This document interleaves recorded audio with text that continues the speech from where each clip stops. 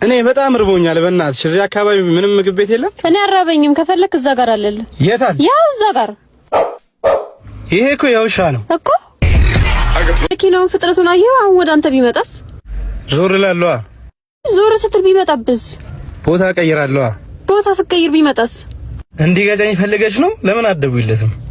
ስልኩ አለክ? ነው ጥቅሙ። አሁን ርቦኛል። እንደገባው ነው አልጋዬ ላይ ምግብ የምታቀርቢልኝ? ምግብ ለማቅረብ እኮ ሚስት ሳይሆን ሰራተኛም በቂ ነው። ለዛ አይደል የሰራተኛችን የሚጠመን? ምኑ ማጸማታ ማለች ቢሻ ነበር። ዶክተሮች እኮ ነቅለው ወጡት። እንወልዳለና አንተ ያማሃል እንዴ? እንዴት ነው ማጸን ሳይኖራት የምትወልደው? እሱ ፈጣሪ ካለስ? እሱ ካለማ አንተም ትወልዳለህ። ምን አጎት በመኪና አደጋ ነበር አይሞቱት? አደጋው ግን ከባድ ነበር። እሱማ ቀላል ነበር። ወይ ተመስገን እንኳን ቀላል ይሆነ።